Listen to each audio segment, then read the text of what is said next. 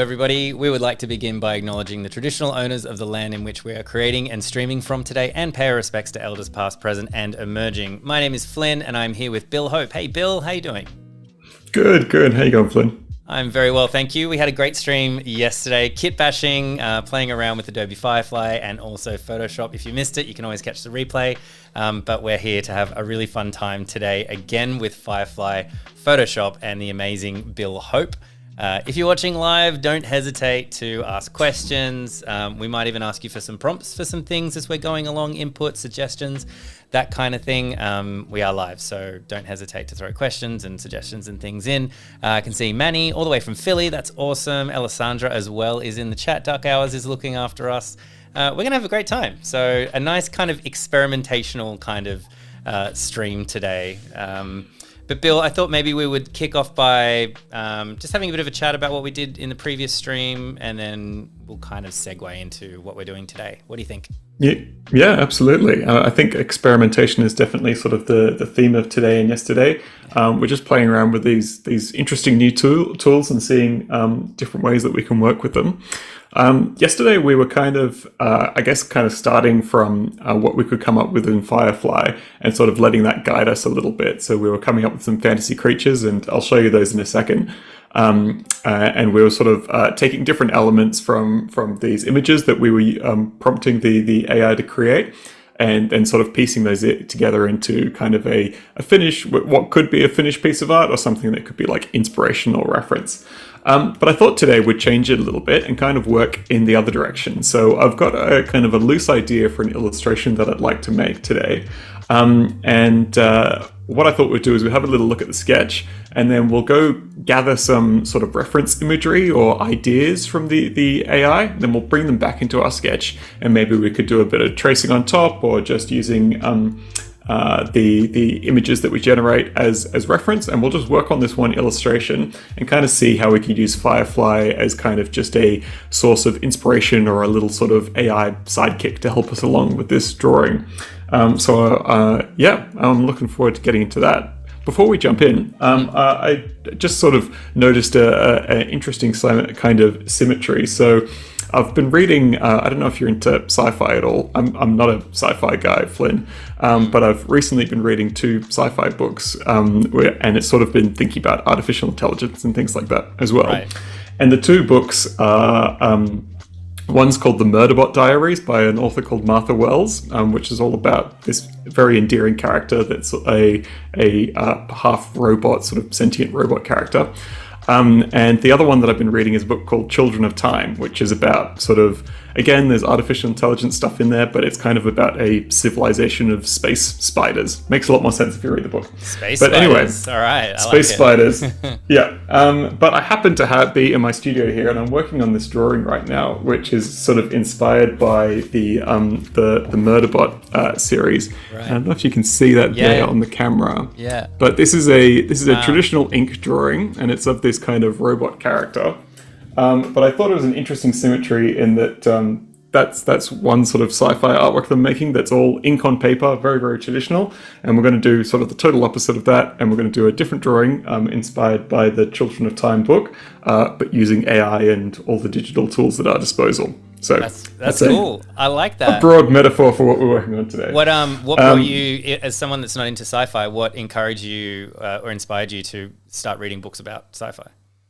One of them was just something I picked up by chance, and the other one is that with all the AI stuff that's been going on, I've been listening to a lot of podcasts about it, and the Children of Time series was recommended by I'm going to forget his name now. It's a guy who does a podcast for the New York Times, and lots of it's about sort of future AI stuff. Yeah. And that book was recommended through that podcast. So they've both been really, really good. Very cool. Anyway. Do you want to start sharing my screen, Flynn, and I'll show you where we got up to yesterday. Mm-hmm. Okay, so yesterday we were taking all these different images and piecing them together into this one crazy looking thing. We kind of came up with this idea of sort of a underwater sort of terrarium kind of thing, and I'll open our file up here. and we were generating all sorts of things like mantis shrimp and these seahorses, and we had our main squid character, but we were sort of adding some facial features, and basically we were cutting and pasting all sorts of things that we generated and compositing them into this one image. So the way that I'm thinking of working today is starting with a much more sort of traditional approach of just taking a sketch. So I've done this very, very loose sketch, and this is kind of our space spider. And we've got a little character here in the foreground. We've got this figure here, and then we've got this giant sort of insect looming over our main character there. So I'm going to try and find some things. This is feeling like a slightly generic space spider at this point, so I'm going to try and find some interesting reference to make this a more interesting illustration. Right.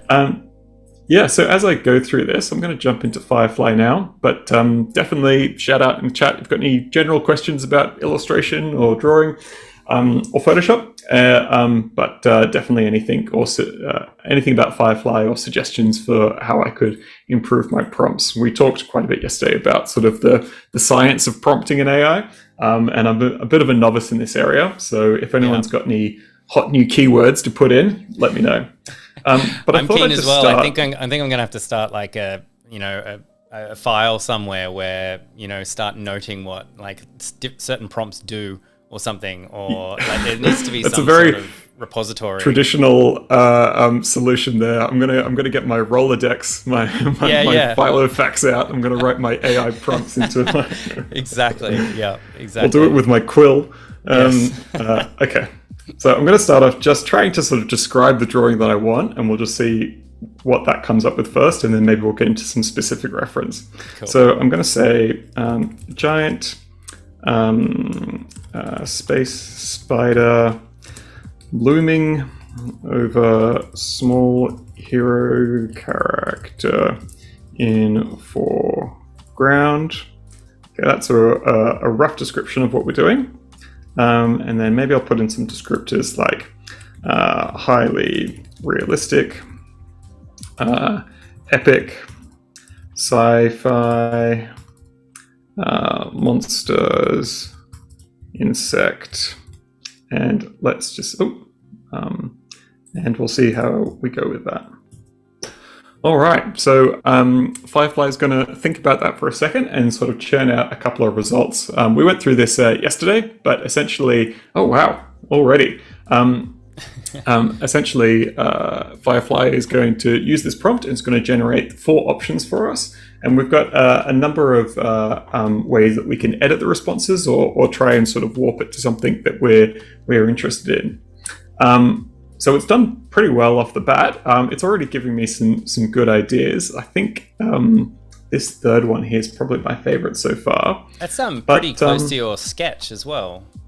It's not bad, is it? It's a little concerning when it's done such a good job. A little too good. But what I'm going to do is, I'm going to start getting insecure way too early in the live stream. I'm just going to click this button on the top left, and that's going to give me a few options based on this one selection. It's just going to sort of give me a couple of different ideas here. So I still do like this one that we've generated, so I'm going to go ahead and download that one. But there's a couple ideas that it's come up with on this 4th one that I really like as well. I like how it's kind of put the eyes into the body of the animal. That's really interesting. These bits hanging down underneath the body are really cool. And one thing that it's done, which I wouldn't have thought of, but is really cool, is that you can see that it's made the legs towards the back of the spider kind of faded out, and it's given a sense of atmosphere, and that's created a sense of depth and scale with the spider. And I love that, and that's something that's genuinely helpful to me. I hadn't thought of that for how I'd be working on this character. So I'm going to download that one as well. Nice.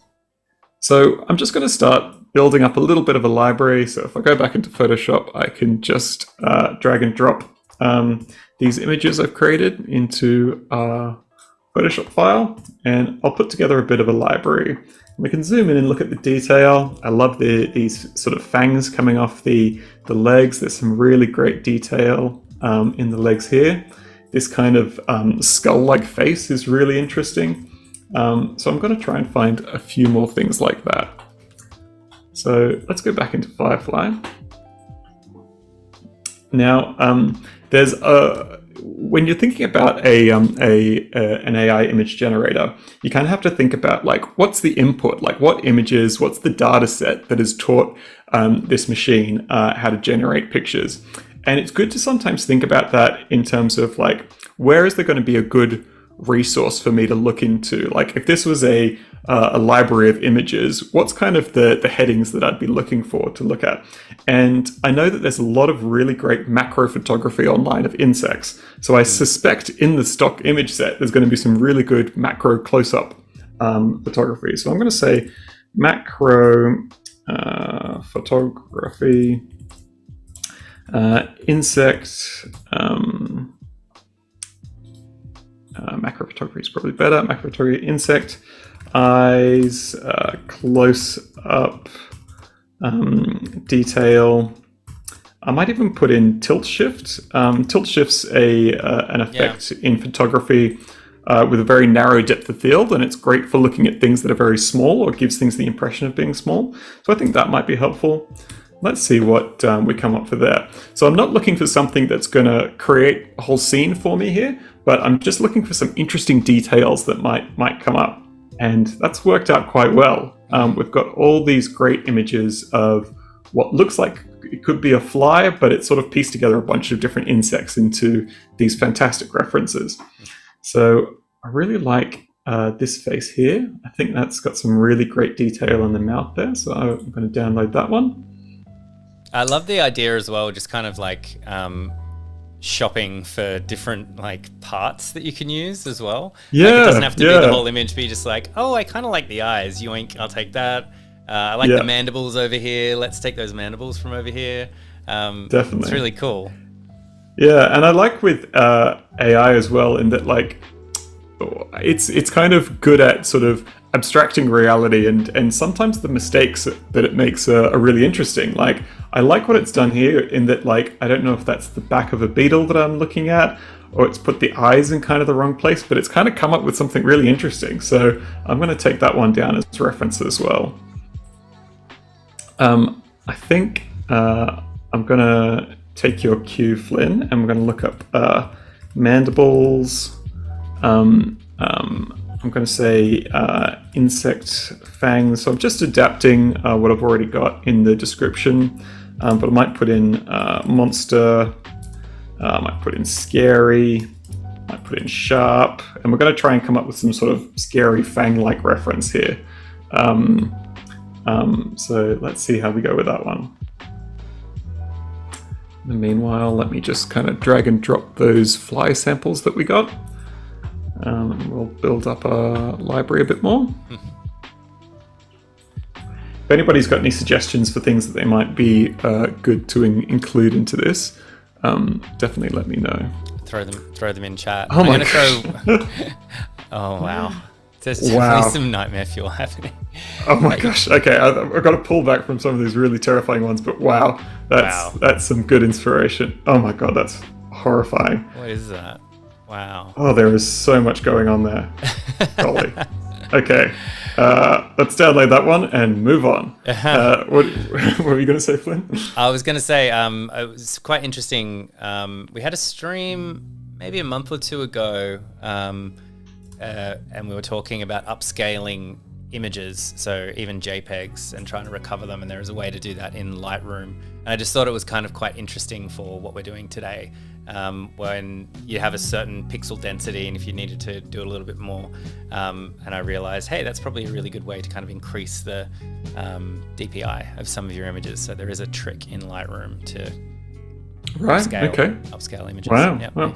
And is that going to be, because I've seen like really high-end AI upscaling, like taking old photographs and making them new. Is that what Lightroom's using? Essentially, it's something like that, yeah. But it's using the natural, it's been around for a while actually, but it's using the natural part of the image. So I don't know how much like Adobe Sensei stuff is in there or how much AI stuff is in there at the moment. Just thought it was an interesting thing, and there are other websites as well that you can kind of do some upscaling stuff. Sort of be interesting while we're doing like Firefly, you know, if you've got something that you really, really love, and you wanted to do something with it. Just a tip that you can upscale images a little bit. not crazy. Fantastic. You can't like blow something up. Billboard size. No, it's 16 by 9, but you know what I mean. Mm-hmm. Okay. Well, we've got quite a bit there. I've just taken one more piece of reference of just kind of looking at an insect's body that it's generated. And I'm going to put this horrifying one in, but take it off screen so you don't have to look at that for too much longer. I apologize if there's anyone out there who has any deep aversion to insects, because we're getting into some details here. Right.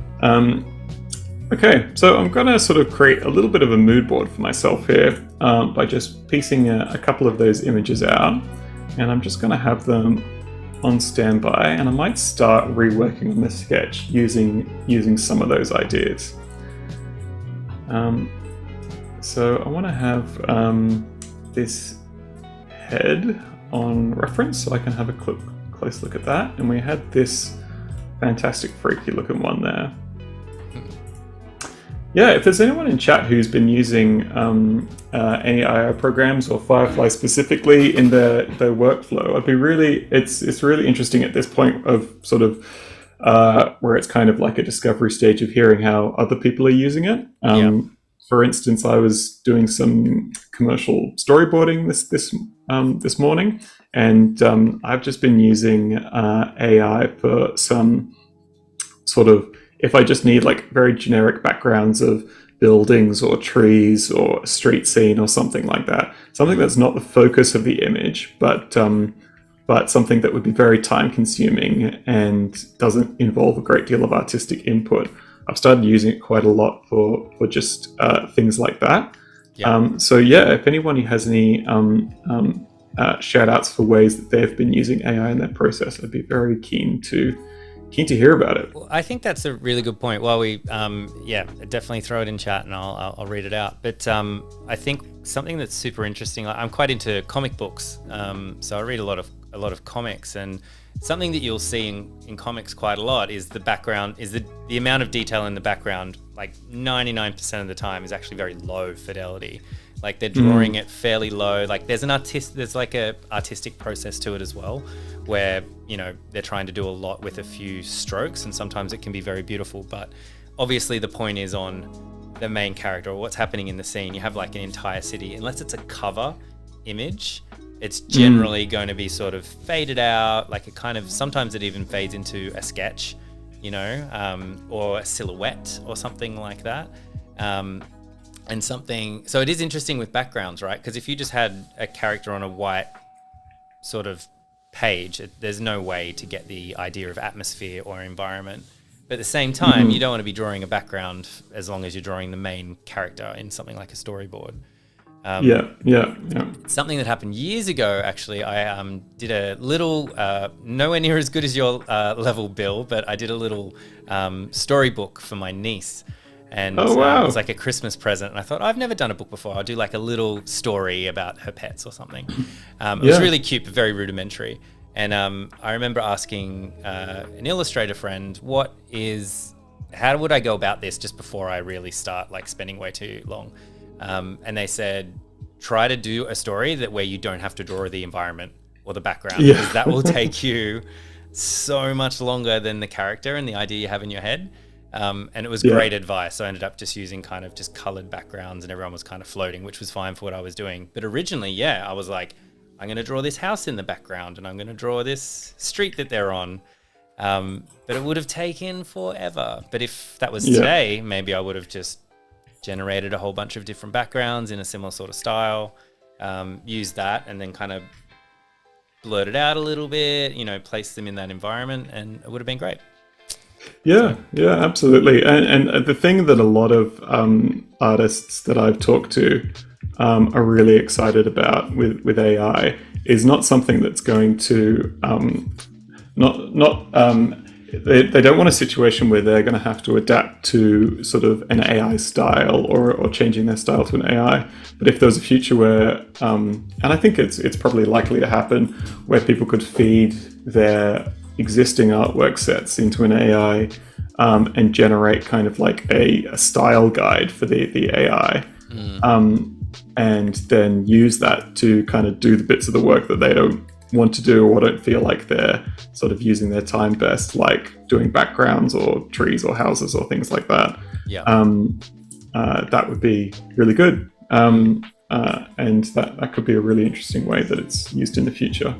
It reminds me a lot of animation, like if you, or I don't know, a comic strip, I think is the first time I ever realized this, that they're not redrawing the character every single time they do the comic strip, right? Like they've drawn 10 different poses, they use that, and then they come up with the idea, and then I'm sure they copy and paste them into the scene, and that's it. And it's a little bit similar with like an animated TV show or something.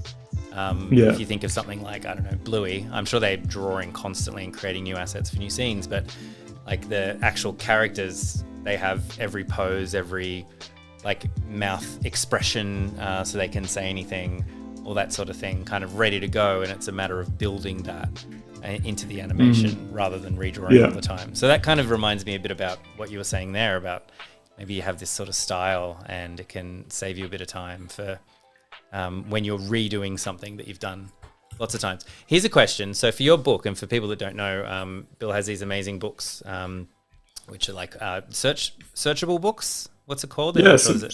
Search and find. I don't think we're breaching anyone's copyright to say they're similar to Where's Wally style books. Right. Yeah. You're finding characters and things like that on each page. But I remember talking to you on a stream, and I was sort of saying, did you make about 10 or 20 of these different characters for each page, and then just kind of rearrange them? And you said no, because you said if you did that, people's eye kind of will sort of find that there's something about it that seems very similar. It seems a bit uniform.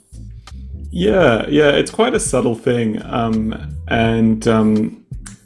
because I use duplication all the time in my work to speed up things, but you're often using it at a time when the information isn't the main focus or the appeal. So like if I'm doing a rainforest scene and there's a bunch of trees in the background, I'm gonna duplicate some of the trees just because it's so much faster for me to work that way.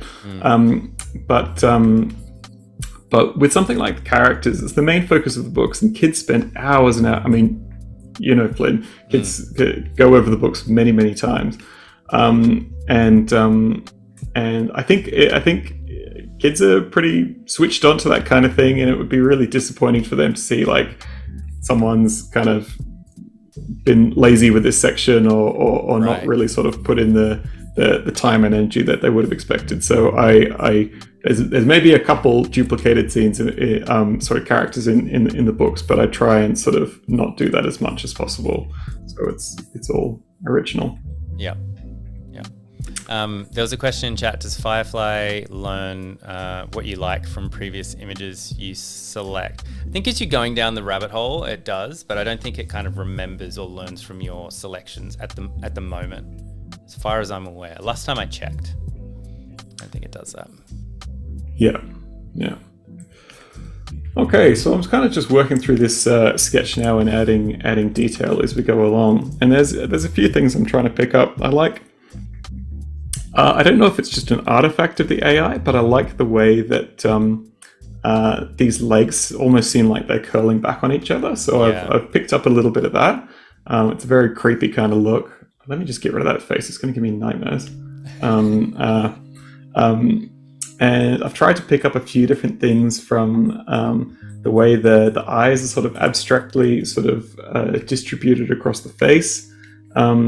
There was a sort of skull-like feature to some of the faces, and I've tried to incorporate that in a little bit here in the face.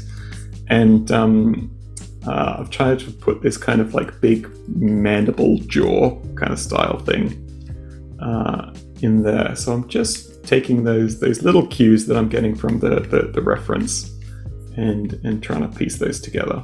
Yeah. I don't know if I've told you before, Flynn, on this stream, but the first children's book that I ever did was actually maybe it was the second, but it was a guy who got in touch with me when I was at art school, and he'd written a book all about a series of heroic cockroaches. And I think I'm as little of a fan of cockroaches as the next person, but I agreed to do this series. So I spent sort of countless, sort of enormous amounts of time in university trying to draw heroic cockroaches. Wow. So I've got a bit of form in insect legs as a result. I think it's really funny how you sort of have become an expert in the subject matter of one particular thing. Was it? There's a scientist, I can't remember who it was, who studied earthworms for like 30 years or something like that. And their quote was, "I hate an earthworm more than any man that has ever existed." Because they just started down this like way about how they cultivate the earth or something, and how they produce. I think it was on kind of a bit origin of species kind of thing. They're trying to figure out if I breed the right worm in the right environment, what happens. So they're just observing worms their entire life, and they grew not fond of worms. Oh, that's a difficult realization to come to in a late stage career. That it's not so much that they're not intellectually not interesting, but you just personally don't like worms very much. Them, yeah. It's tragic. Oh dear. Okay, so I'm just sort of sketching in some kind of these kind of foreground mandibles. I've just jumped onto a separate layer. Sometimes when I'm drawing things in front of each other, instead of spending all my time sort of sketching and erasing and getting lost in those details, I'm just going to start working on another layer, and then I'll come back and erase the sections underneath.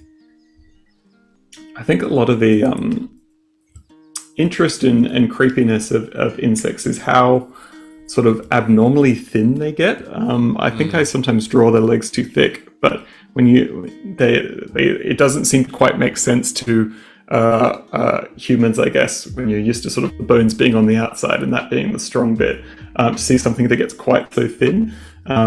So I'm trying to work that in as well to creepy space. Yeah, it's a good point. Like you have to kind of take the logic out of it and then really look at the reference image over and over again, right? To stop forcing yourself to kind of think about how the I don't know, the pose or the gravity would make sense, because they kind of operate in a different way. Well, yeah, I think I mean, not to go down to a rabbit hole too much, but I think the thing with insects is that they, because they're so small, sort of the way that physics affects the weight of things at a human scale doesn't quite apply the same way to something that's so small. I think that's why you see ants walking around holding something that's like 20 times their size. And I'm sure they're very strong, the ants, but I think sort of weight and mass are just... I'm talking completely out of school here. I have no idea what I'm talking about. But I imagine, I imagine they operate slightly differently at different scales. Yeah. Okay. So what I'm doing now is I'm just going back and we've done this many times before on the stream, but I'm going to try and sort of select the area outside of the drawing, so I can. I'm trying to make a selection of inside the line work that I've drawn already. So I'm just making a selection with the magic wand tool and trying to select what's inside the spider there. All right. Now I might go back and try and find a bit more interesting reference from Firefly now. So we had our heroic character in the foreground. So let's try and generate some reference for a heroic character. So let's say just heroic. Any ideas, chat, as well? Maybe throw something in. Oh yeah. Any prompts or ideas? In one of them, it kind of looked like a space person, like someone in a spacesuit, which looked pretty cool. Yeah. Like they'd landed Maybe on. Could try like a 1950s space explorer. Kind of like that retro space. Yeah.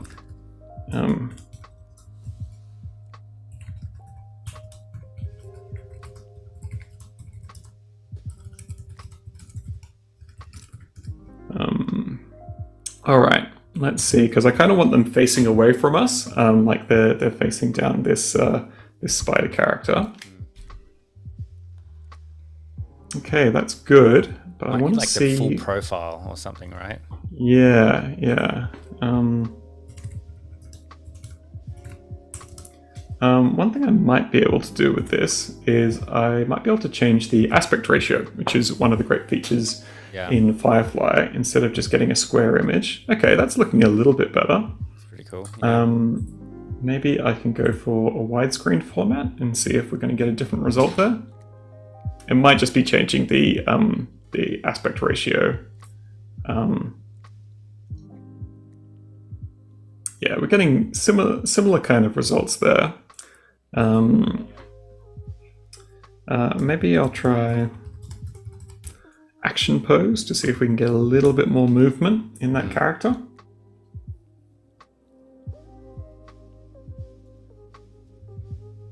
Sole survivor on an alien planet walking out into the horizon. That was a suggestion in chat.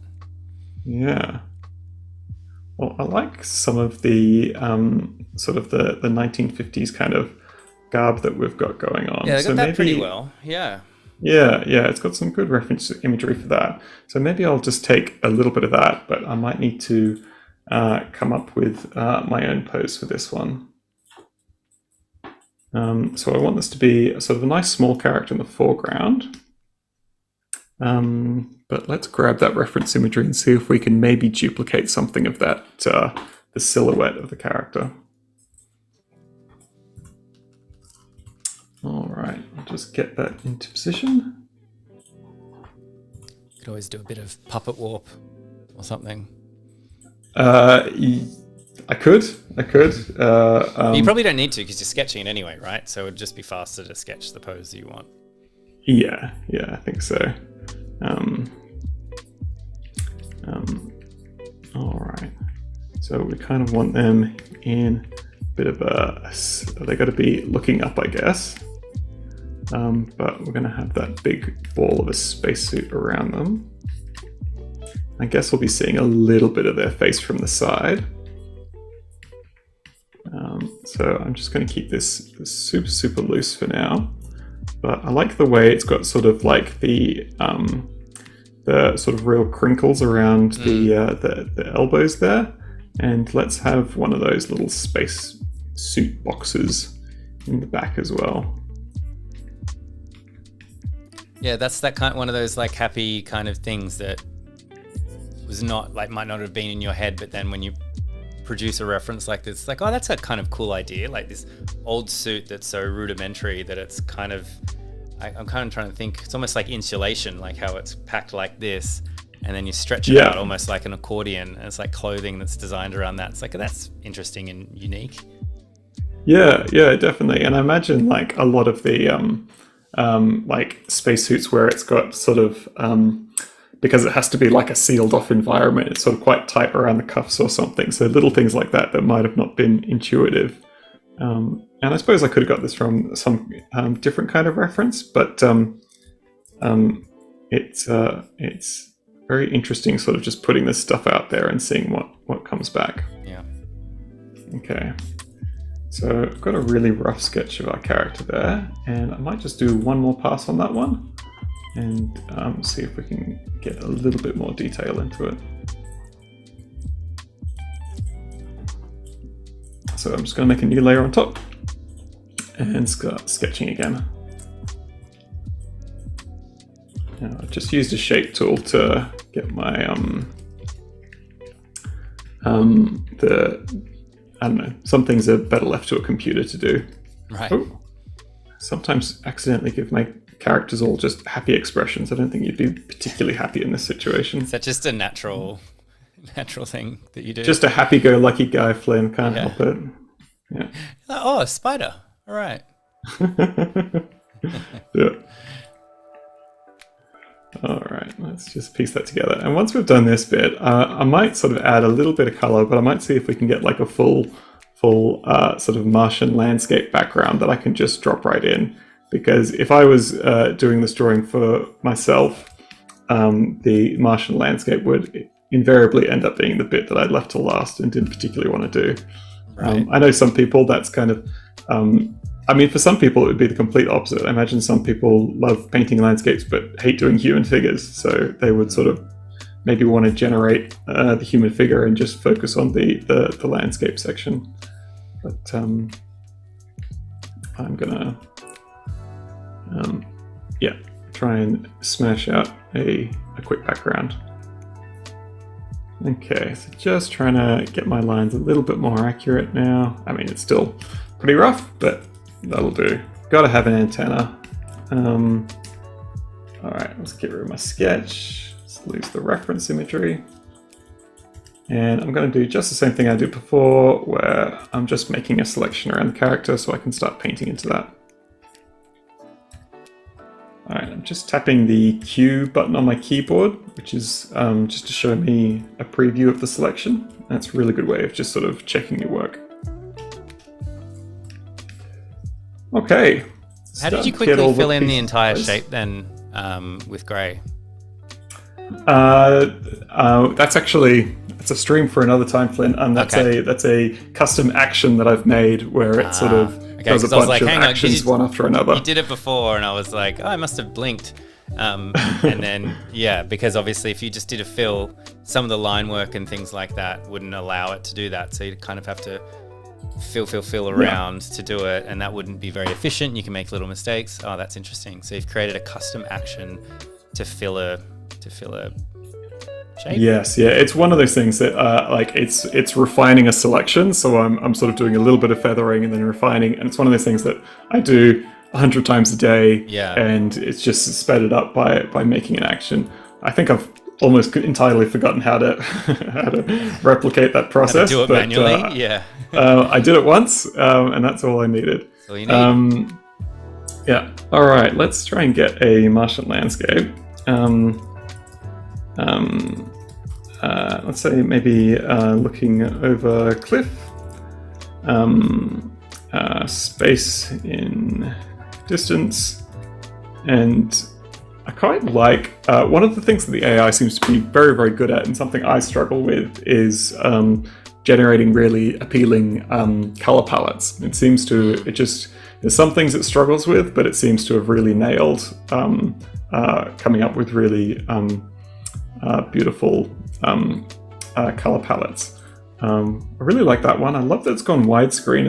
I know I set it to widescreen, but that's making me think this drawing would possibly work better in that format. So I'm just going to go ahead and download that one. And I like this rocky outcrop that we've got there, but I want that to sort of be a little bit more in the middle. So we might need to do some fiddling around with this image once we've got it to get everything in position. So let's go ahead and grab that image that we've generated. That's a really nice backdrop. And I might use this palette that it's generated as kind of like a color reference for the rest of the image. So I'm going to drop away a bunch of the samples that we had there. And let's move our main characters a little bit more central. And maybe move this character up a little bit so it's a bit closer. And then I'm going to take this section of the illustration that's created. I'm just going to do this in a pretty rough fashion. I'm just using the lasso tool. I'm just going to make a selection of this rock. And I kind of want that to be the main thing that our character's standing on. So I'll just make a rough selection there. I'm just going to copy and paste that so we can move our rock around.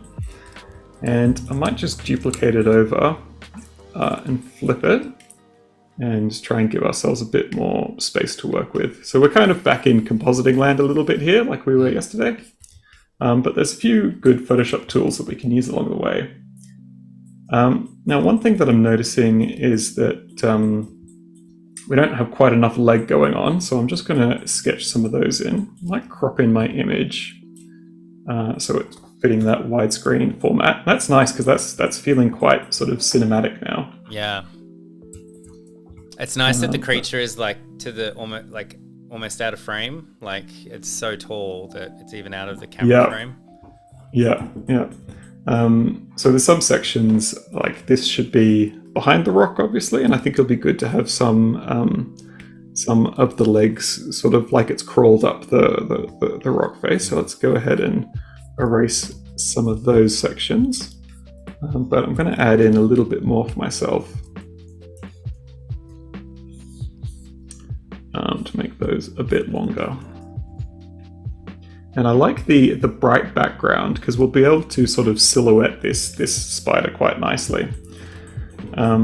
So what I'm going to do is, like I was saying, I've got this sort of existing color palette. So I've got to try and use colors that already exist in the image for the most part to start coloring in and detailing this spider.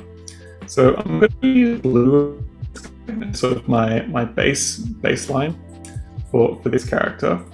What I might do to give myself a bit more depth on the character is we've got our rocks in the foreground, which are working well, but I'm just going to go ahead and blur the rest of it. So I'm going to go Filter, Gaussian Blur. Oh, it wasn't quite enough, I think. Oh, I can turn it up. Let's blur it a little bit more. So we've blurred our generated background.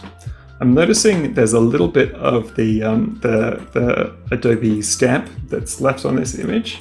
And what I might try and do is just lose that by selecting that area. And I'm just going to right click on it and tell it to Content Aware Fill. Remember when Content Aware Fill was the coolest thing that we could do, Flynn? Yep. Back in the day. Yep. It's pretty crazy. I still like Content Aware Fill. I think it's pretty amazing. But it has been somewhat superseded by these new tools. Yeah. And I'm going to sort of take a color from the background for our main character, and I'm just going to sort of edit it a little bit. So I'm changing it a bit, but keeping some of the basic tone of it, so it feels correct in the scene. Now, one of the things, if you remember me talking about it, is I liked that these legs were kind of fading into the distance a little bit. So I'm going to try and sort of duplicate a little bit of that by painting onto our spider figure. But again, just selecting some of the background color. I'm going to get a nice soft brush. And I'm sort of just going to paint those down a little bit so they're sort of going into the background just a touch. But I'll keep the silhouettes on the foreground elements as strong as possible. Now, the main light source for this character is coming from right behind it. So the easiest thing that I can do to get a bit of an effect going is to do a bit of a what they call a rim light. So this is kind of the light that's sort of creeping around the side of our character. So I'm going to start painting in a little bit of that color there.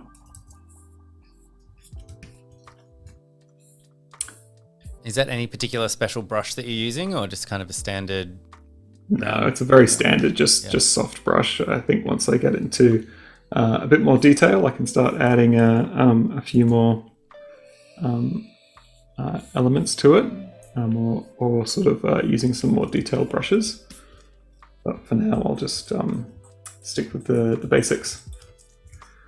And it's feeling very dark around the face, and I want to highlight some more of those characteristics that we've drawn in.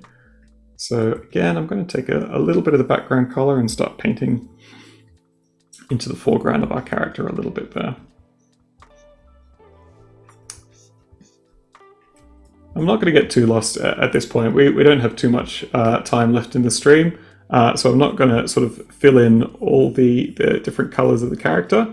But I might just try and sort of do a sort of a really rough kind of light study of it to give us a sense of where it would go if we had the time. So again, just doing a little bit of that rim light on this character. A few highlights on the bits that might be not lost in shadow. Yeah, makes a big difference, doesn't it? Even just that quick little bit of rim light on both.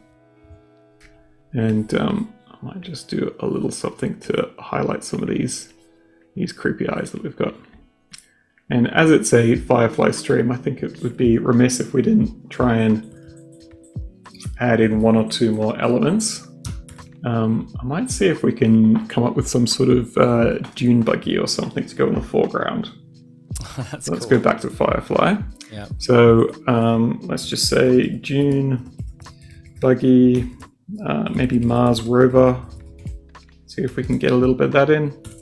And I'll use the remaining part of our prompt that we originally put in, and hopefully that'll give us something along the same kind of aesthetic lines. Yeah, I think that's logical. Yeah. Okay, that's done a really nice job. Which one could we use? I think this one's got a spaceship in there as well. I'm just trying to think where it might fit into our scene. I think this one will work well. Maybe let's just go ahead and download that one, and perhaps we could use our spaceship in the background as well. It's covered up a bit by the rock there. What's covered up by the rock? I think that's okay. Yeah, I'm going to use it. I'll show you what I mean. Dropping that one in. I don't want it to... It's not sort of the main focus of this scene, so what I'm going to do is I'm just going to sort of really roughly clip it out. So I'll just go Command-C, Command-V, paste it in. And I thought it could be kind of blurred in the foreground, kind of off to the side like this. So you're just seeing a little part of it there.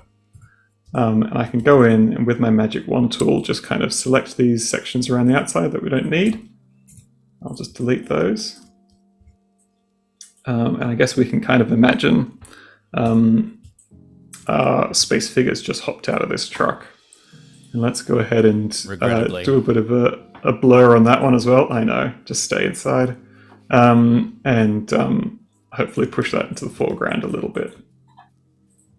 And then we also had our spaceship. So I'm going to copy and paste that spaceship. And similar deal, let's just get rid of those details around the outside that we don't need. So just using the Magic Wand tool.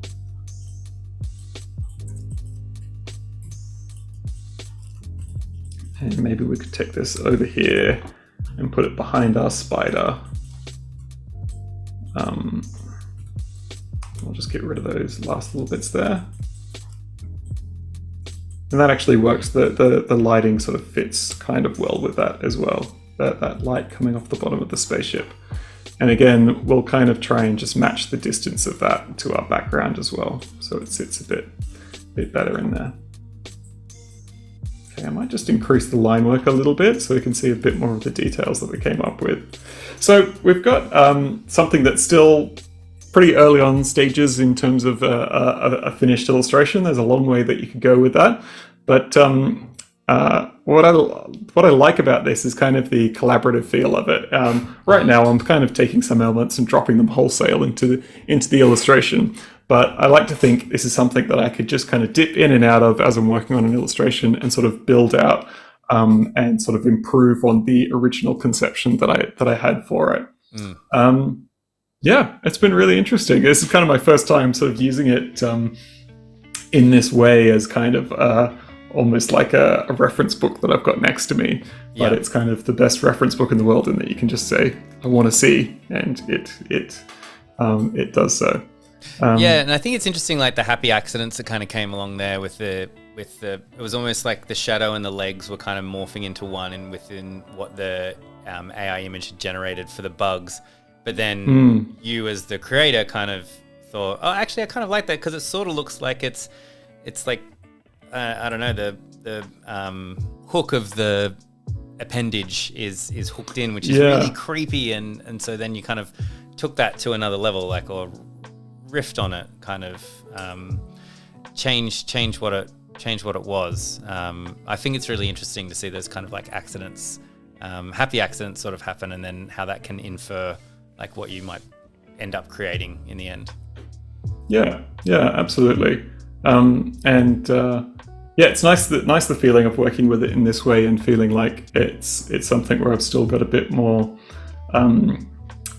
like if I just type the scene into the AI and it gives me that image straight away, there's a little bit of you that could be like, oh well, it's kind of done, like that's been taken care of. Right. But once you sort of use it as a reference, it gives you a much more strong feeling of kind of agency as a creator, that this is a tool that I'm using rather than a solution in of itself. Yeah. Yeah. Great. Okay. Are there any questions in chat about sort of what we've gone through today, or any of the tools that I've been using? Do let us know. Yeah. Well, we've got a minute or two left, so if anyone does have any questions, throw them in chat. But are there any other things within AI that, or with Firefly, that you may have discovered that you might use it for in the future? And I'll give you an example when we've had other artists on talk about storyboarding, like just how quickly this might speed up something like storyboarding. I think we spoke about backgrounds quite a bit. I mentioned the superhero thing before, like just replicating these crowds that people can do. But yeah, is there anything else that you're thinking of? Is still too early? You know what I might use it for, just thinking about it now, is that one of the things it's really good at, and I might just do a speed test of this, is there's a whole world of sort of licensed texture imagery on the internet. Right. And sometimes you spend a long time trying to find sort of exactly the right texture to work with. It seems like AI is quite good at replicating things like that. It's one of the things it's naturally very good at, as you can see here, spitting out a bunch of sort of textural information. And I can imagine the search for sort of the perfect texture to layer into backgrounds and things could be really interesting, especially in things like video games that are using sort of texture maps and things, or 3D that uses texture maps all the time. So for making even something like a sort of like a nice weathered watercolor paper texture or something like that, I could really imagine using AI for that, and maybe sidestepping some of the sort of licensing fees around sort of finding and paying for exactly the right reference imagery. Can you see what happens if you add the prompt like infinite pattern after this? This is just purely for my because I've been playing a lot around with creating infinite patterns, basically generating something in Firefly and then bring it into Adobe Illustrator, and you can very, very quickly create like infinite patterns, and they actually line up. I just want to see if it works on something like hyper realistic, like a mossy stone wall. So I've been doing things like flowers and things. Doesn't look like it would connect. Yeah, that bottom one might be close. Yeah, I mean, you could take it and flip it, which I've done before. You can kind of make your own grid, right? And then it will be infinite. Yeah, it's a little bit more obvious that it's a repeating pattern when you do it that way, but it's pretty close. I'm sure with a couple tweaks that would be very, very possible in the future. Yeah. Exactly. All right. Well, that takes us to the end of today. We're out of time, Bill. It's been great hanging out with you, and thanks for exploring Firefly with us. No worries. Thank you so much, guys. And I'll see you next time. We'll see you all next time. Thanks, everybody, for joining us in chat, and we'll be back next week with more Adobe Live. Thanks again, Bill. Okay. See you later, Flynn. Bye.